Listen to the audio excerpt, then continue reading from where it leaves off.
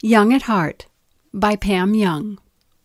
I love writing Young at Heart because I get to write with a young heart that has experienced a long and happy life.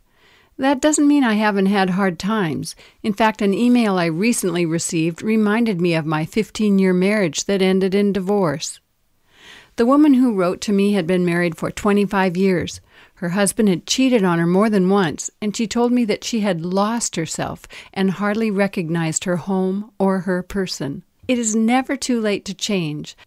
I told this woman who had successfully raised 2 happy sons that she needed to stop worrying about what her husband did and focus on what she is doing. Right now, he probably feels he has a good excuse for the affairs, but when she gets her act together, she will erase that excuse and he will wonder what happened. When someone is unfaithful, it is his or her problem. It's only our problem if we make it ours. I remember going to my minister when my husband was caught having an affair.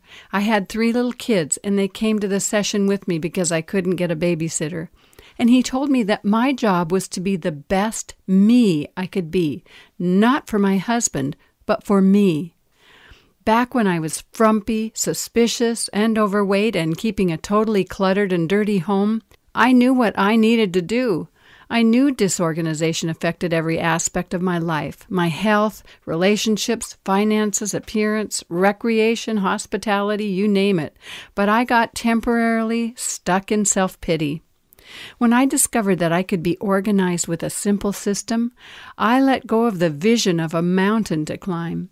In Sidetracked Home Executives from Pigpen to Paradise, my sister and I wrote, "You can only eat an elephant 1 bite at a time." Not that we were into eating elephants, we just initially saw our problem as something so much bigger than we were. When you break any problem down into little bites, you see that you are bigger than the problem and you can do anything. The best revenge is having a happy, successful life. My adult children have told me that their father would never be able to come to my home for any family get-togethers because he'd be too jealous of my success and happiness. My adult self isn't into revenge, but there is a part of me that relishes that thought. Maybe it's the good feeling we get when we know what goes around comes around.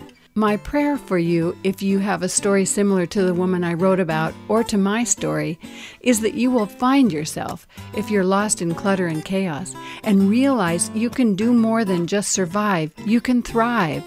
It is your job to be the best you that you can be, first for you, and then for those you love.